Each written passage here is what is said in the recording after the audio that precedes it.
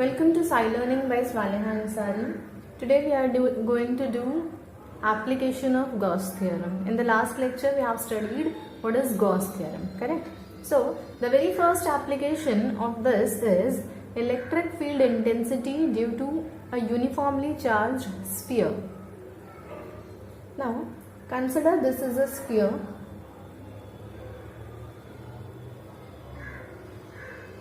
with center and electric intensity is radially outward. ठीक है?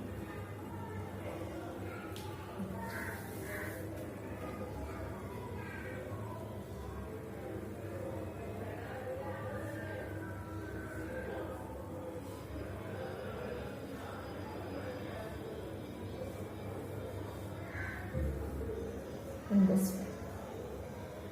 So first I'll create a Gaussian surface. अभी मुझे इस पॉइंट पे अगर इलेक्ट्रिक इंटेंसिटी पता करनी है, this is my point P, तो I will make a Gaussian surface including this point P. ठीक है,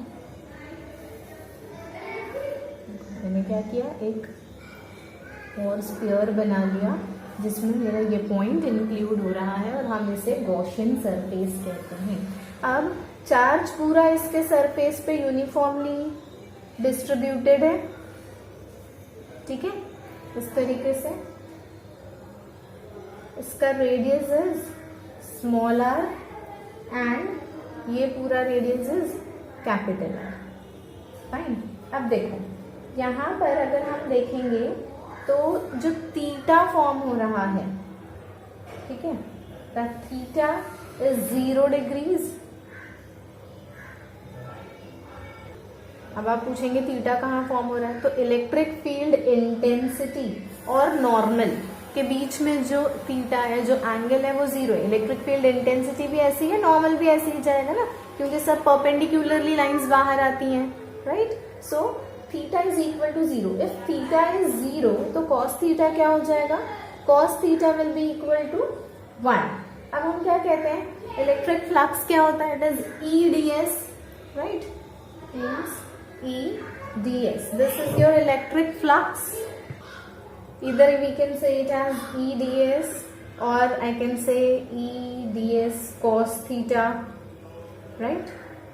Cos theta 1 होता है, इसलिए ये डायरेक्ट EDS हो गया, right? यानी हमने उसको वेक्टर फॉर्म से इसमें लिख दिया, स्केलर फॉर्म में लिख दिया. अब हमें पता क्या करना है, टोटल इलेक्ट्रिक फ्लक्स पता करना है, right, through this Gaussian surface. तो total electric flux through this Gaussian surface कितना हो जाएगा, that will be phi is equal to, as I said before in the previous lecture, integral over a closed loop of EDS, right. तो ये क्या होगा, EDS is nothing but, हम उसके यानी E बार डॉट DS बार की जगह हम डायरेक्ट EDS भी लिख सकते हैं. तो ये क्या हो जाएगा, इंटेंसिटी तो कांस्टेंट है पूरे इसमें, तो हम बाहर ले लेंगे. सो phi will become E integration of ds. अब अगर मैं यहाँ पे ये छोटा सरफेस ले रही थी जो ds था, तो अगर मैं इसको इंटीग्रेट करूं तो ये पूरा स्फीयर का सरफेस बन जाएगा. एंड स्फीयर का सरफेस एरिया का फॉर्मूला क्या है, इट इज 4πr². तो फाई क्या हो जाएगा, E इंटू 4πr², करेक्ट. अब हमने गॉस थ्योरम पढ़ा है, फाई क्या होता है, Q अपॉन एप्सिलॉन नॉट. तो मैं फाई की जगह Q अपॉन एप्सिलॉन नॉट लिख सकती हूँ. Q upon epsilon naught is E 4πr², right. तो हमें इलेक्ट्रिक फील्ड इंटेंसिटी चाहिए, तो इसको एक ही तरफ रखेंगे, बाकी सबको दूसरी तरफ लेके आएंगे. तो ये क्या हो जाएगा, Q upon 4π epsilon naught r², correct. यही हो जाएगा ना.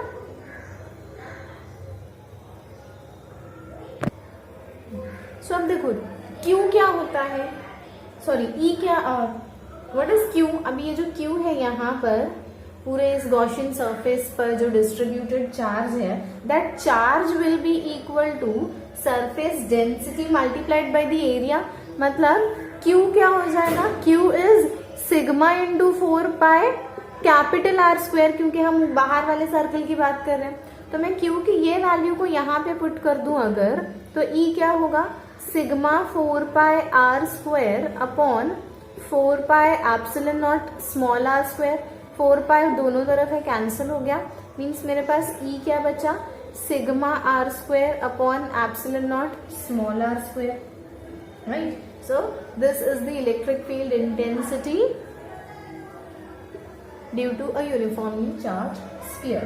अब केसेस वेरी करते हैं, देखो अगर ये दोनों इक्वल है, if I am saying small r is equal to capital R, तो इलेक्ट्रिक फील्ड इंटेंसिटी क्या हो जाएगी, सिग्मा अपॉन ε0, राइट, क्लियर।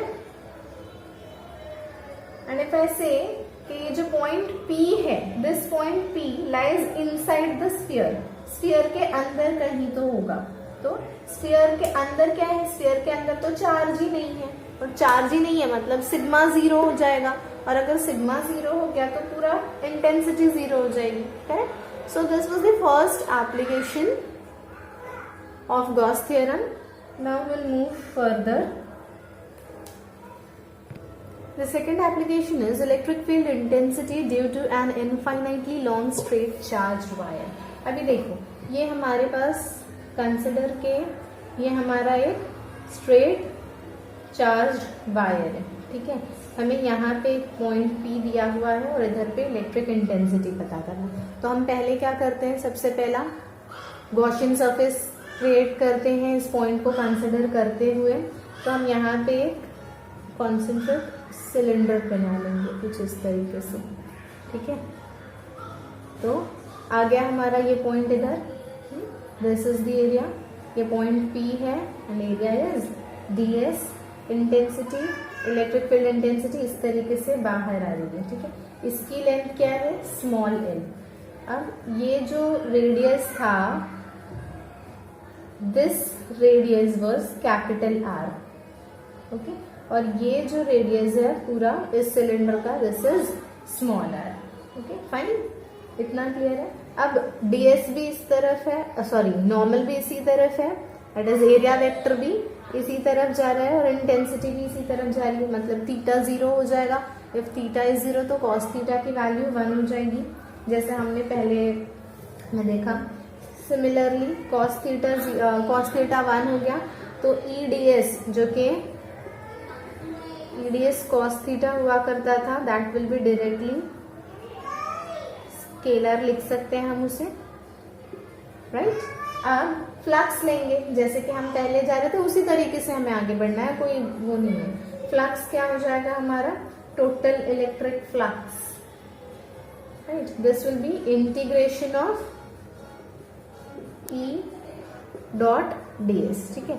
अब integration of E dot ds will be again E बाहर, इंटीग्रेशन ऑफ ds।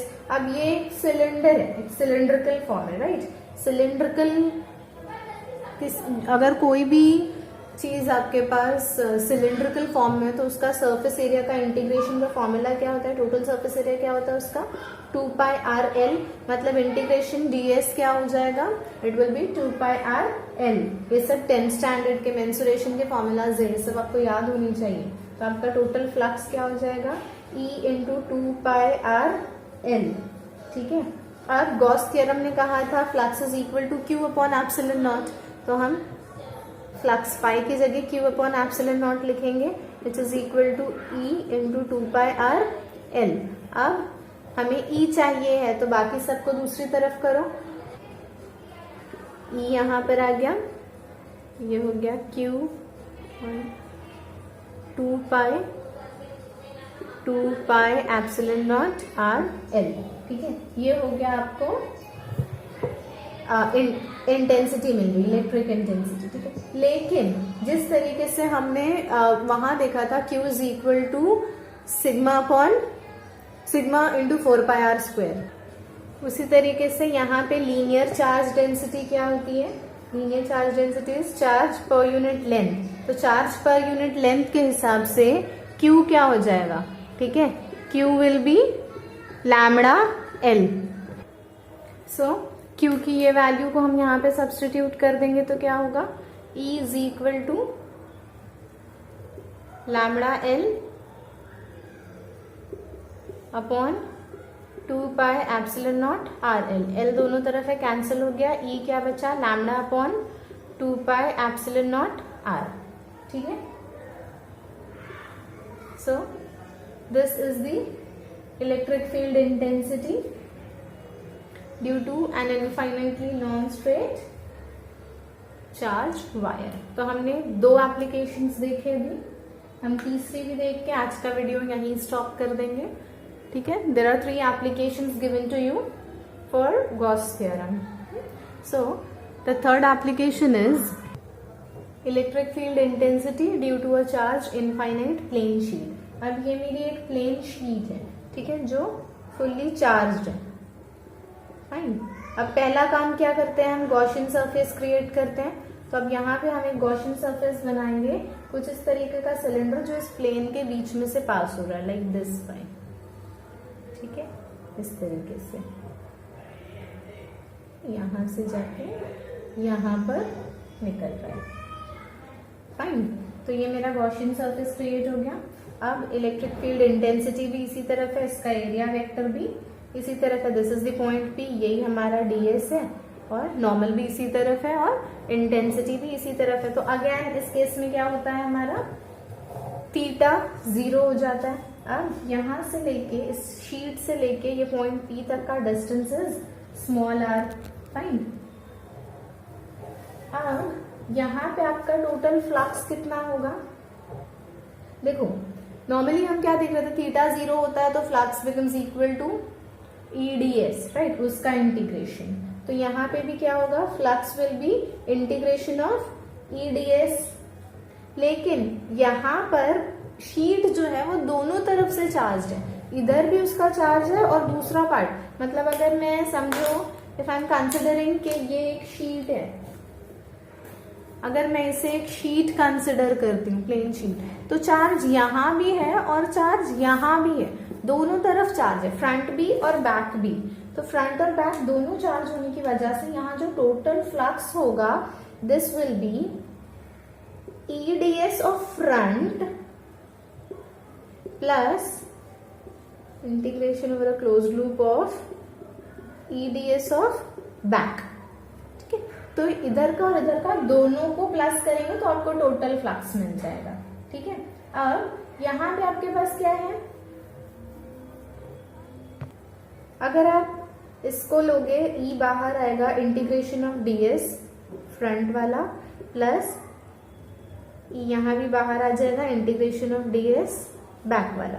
तो ये जो स्मॉल सरफेस एरिया है, ठीक है, तो ये इसके लिए तो टोटल एरिया ही हो जाएगा, क्योंकि आपकी शीट का जो एरिया है वही एरिया आपको इंटीग्रेशन ऑफ सरफेस में मिलेगा, राइट। तो फाई क्या हो जाएगा, जैसे वहां पे आपको सिलेंडर था तो सिलिंड्रिकल सरफेस एरिया का फॉर्मूला डालना पड़ रहा था, स्फीयर था तो स्फीयर के सरफेस एरिया का फॉर्मूला डालना पड़ रहा था। यहाँ शीट है, इट इज एक स्क्वायर टाइप में, तो हम उसका एरिया ले लेंगे, राइट।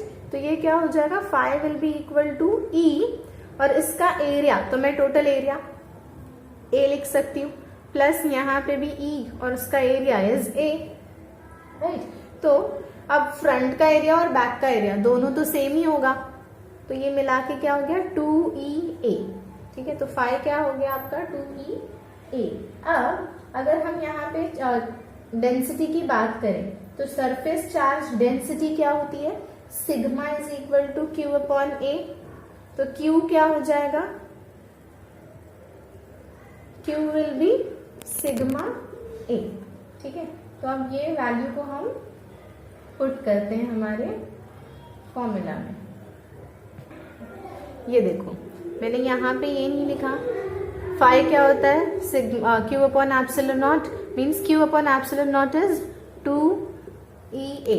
अब इस क्यू की वैल्यू को आप यहाँ पुट कर दो, क्या मिलेगा आपको, sigma A upon epsilon naught is equal to 2EA। E को एक तरफ लो, बाकी सब दूसरी तरफ, ए दोनों तरफ है, कैंसिल हो गया, क्या बचा, E is equal to sigma upon 2 epsilon naught. ठीक है, so this is the electric field intensity at a point due to a charge infinite plane sheet. तीनों भी एप्लीकेशन काफी सिंपल थी, तीनों को हमने सेम ही वे में लेके गए। सबसे पहला हम गॉसियन सरफेस बनाते थे, दूसरा थीटा कंसिडर करते थे, तीसरा फ्लक्स लेते थे, फ्लक्स की गॉस की थ्योरम को यहाँ के फ्लक्स में इक्वेट करके क्यू की वैल्यू सब्सटीट्यूट करके कैंसलेशन अगर हो रहा है तो ठीक, नहीं हो रहा है तो भी ठीक, ई को एक तरफ बाकी टर्म एक तरफ, and your application is proved. ठीक है, तो ये था application of Gauss theorem. So in the next lecture will proceed further. Till then bye, take care.